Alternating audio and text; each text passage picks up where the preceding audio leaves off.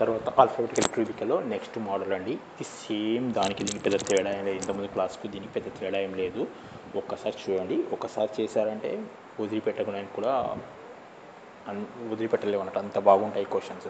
If the above alphabets are return in the reverse order, ఏం చేస్తాడట, reverse order రాస్తాడట. First reverse అంటే first ఇక్కడ రాసేసుకోవాలి, మనం క్వశ్చన్ చదివాలంటే రాసేసుకోవాలి. రివర్స్ ఆర్డర్ని రివర్స్ అయిపోయింది అంతే. Which letter is 9th to the right of, question రాసుకోవాలని చెప్పుకున్నా కదా, 9th to the right of. 5th letter from left end, 5th from left end. ఈ లెఫ్ట్ ఫ్రమ్ దేని దగ్గర ఉంటుందో, లేకపోతే చివరికి ఏది ఉంటుందో దాన్ని రౌండప్ చేసుకోవాలి. ఇంతకుముందు చెప్పుకున్న క్లాస్లో మనం ఇప్పుడు ఇక్కడ చూడండి. ఇప్పుడు తర్వాత ఏం చేయాలంటే ఇక్కడ ఒకటి రైట్ ఒకటి లెఫ్ట్ ఉన్నప్పుడు రెండింటిని కూడుకోవాలని చెప్పాను. అంటే 9 + 5, 14th from left, 14th from left. ఇప్పుడు ఇక్కడ తీసుకున్నట్లయితే వాడు ఏం చెప్తున్నాడు, the series the alphabets are in the reverse order అంటున్నాడు. రివర్స్ ఆర్డర్ అంటే 14th ఫ్రమ్ లెఫ్ట్ అంటే దీన్ని రివర్స్ ఆర్డర్ కాబట్టి ఇక్కడ పైన రాసేసుకోండి.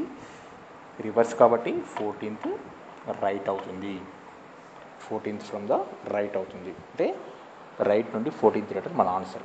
కానీ మన రైట్ నుండి కౌంటింగ్ రాదు కాబట్టి మనం లెఫ్ట్లోకి మార్చుకోవాలి. కాబట్టి ఏం చేయాలి, 14th రైట్ అంటే ఈక్వల్ టు 14 + 27 + 1, 26 + 1, 27 మైనస్ 14 తీసేస్తే దాని పొజిషన్ ఫ్రమ్ లెఫ్ట్ ఎండ్ వస్తుంది. అంటే ఎంత అవుతుంది, 13th from left end, 13th from left end. Left end నుండి 13వ లెటర్ మన ఆన్సర్.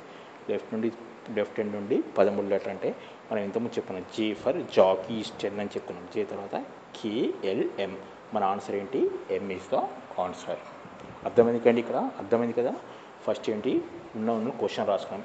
ఇది రివర్స్ ఆర్డర్ నాకు కాబట్టి ఫస్ట్ రివర్స్ ఆర్డర్ రాసుకున్నాను ఇక్కడ. ఇప్పుడు ఇక్కడ క్వశ్చన్లో which letter is the 9th to the right of, 9th right of 5th letter from left end, 5th left end. దీనికి రౌండప్ చేసుకోవాలని చెప్పాను ఇంతకుముందే.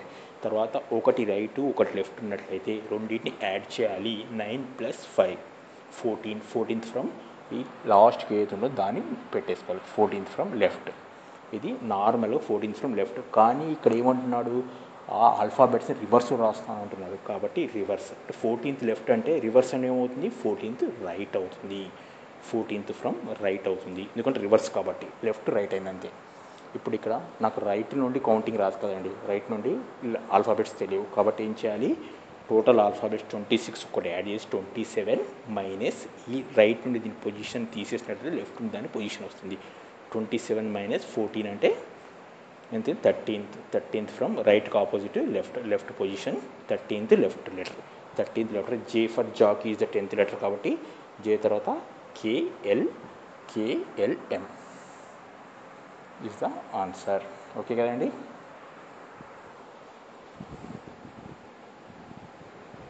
ఈ మోడల్ నెక్స్ట్ క్వశ్చన్ చూద్దామండి. ఈ మోడల్ నెక్స్ట్ క్వశ్చన్ అయితే if the above alphabets are return in the reverse order, ఇంతకుముందు చెప్పిన రివర్స్ అంటే ఫస్ట్ అక్కడ రాసేసుకోవాలని చెప్పేసి రివర్స్ ఆర్డర్.